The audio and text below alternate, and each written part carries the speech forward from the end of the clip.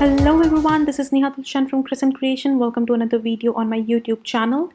In today's video, I'm creating this beautiful no-line coloring fall theme card using the current box of the month kit from Not Too Shabby Shop.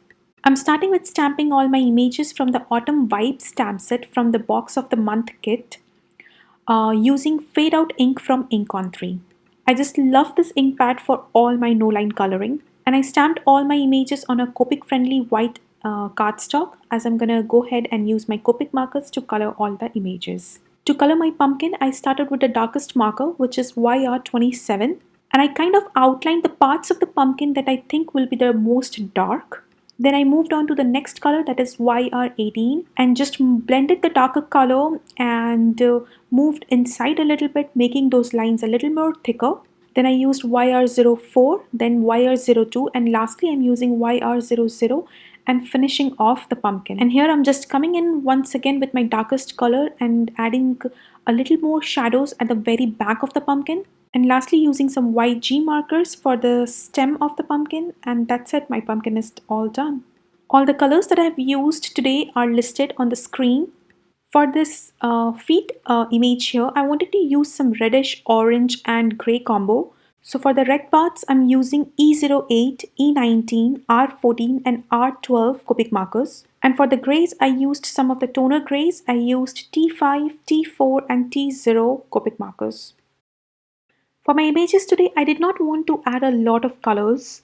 I kind of kept the same color palette, just made sure that I'm using a little darker or a little lighter shade of colors while coloring different images. And that way I got a lot of variety, but still none of the colors just strike out.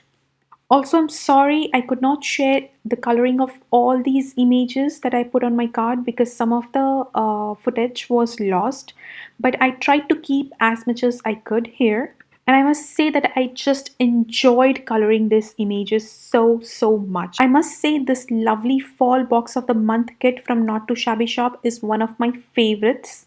You get 2 stamp sets in this kit, and I must say both of these stamp sets are my favorite. If you haven't yet subscribed to the box of the month kit from Not Too Shabby Shop, you should consider subscribing because you get some amazing products every month. Few of the products are available to purchase separately, but not all of them. For example, this Autumn Vibes stamp set is not available to purchase separately. You will only get it when you buy this whole kit, which is still in stock, by the way. So here I just grabbed a 4 by 5¼ inch grey cardstock and stamped the sentiment Autumn Vibes at the center using some black ink and MISTI tool. And here I'm just gluing all the images that I colored and fuzzy cut using some liquid glue. Next I'm stamping some hearts from the Autumn Vibes stamp set using some black ink. Since I did no line coloring for all my images and I stamped the sentiment in black, somehow I felt that my card needed a little more black. So I decided to stamp the hearts in black.